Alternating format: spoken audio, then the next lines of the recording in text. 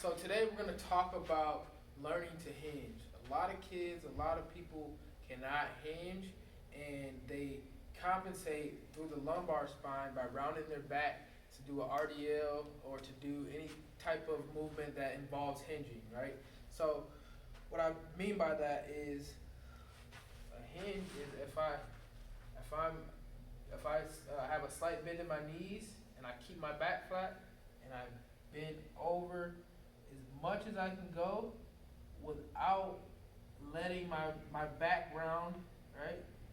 Because I could easily, from here, I could get farther by simply rounding my back, right? And there's nothing wrong with rounding your back in certain situations, but we gotta learn to be able to hinge so we can get the proper stretch to our hamstrings and be able to do movements safer, right?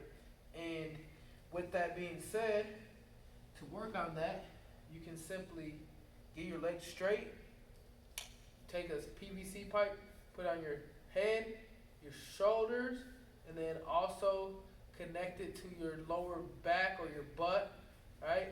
And I'm going to simply, I got my legs straight, and I'm going to bend over as much as I can without this stick coming off of it. And for me, that is literally right here, right? So that's me with my legs straight, and that's how far I can go. My hamstrings are super tight right now, right? But now I'm going to come back up, boom. But now I can bend my knees and do the same thing, and I'll be able to get a little bit lower, right?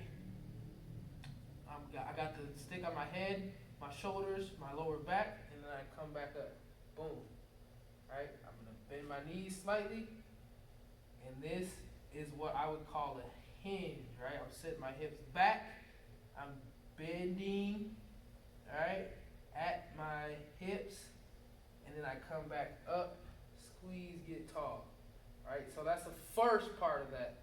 Now you can do that, a progression from that. You can do a single leg RDL, or I'm going to go to a split stance RDL, which is a next version, and then the final version is a single leg RDL without the foot on the ground. So now I'm going to do a split stance RDL. I'm here, I got the stick on my head, shoulders, lower back. I got my right foot is slightly up, my heel's up, my toes are just touching so it can give me a little bit of balance. I got a slight bend in my left knee, and then I'm going to hinge over as much as I can, alright? And then I'm going to come back up, boom. And that is a split stance RDL. And if I was to do this without the pole and a dumbbell, I would want to keep the same positioning. So I'm going as much as my hamstring will allow me, right?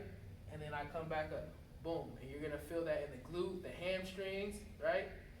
And then the final version would be to lift this foot off the ground, and then I'm going to do the same thing. I got a slight bend in my knee. I'm going to go down as much as my hamstrings will allow me without this knee bending too much, and then I'm going to come back up. Boom. I'll do one more. This requires a lot of balance. You can get this other leg, try to get it as straight as you can, or you can have a slight bend in it. Boom. Woo. And then you would come back up.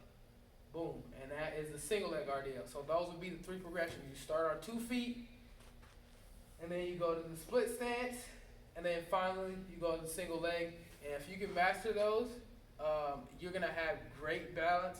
You're going to learn how to hinge, and you're going to be able to do things in a much safer manner.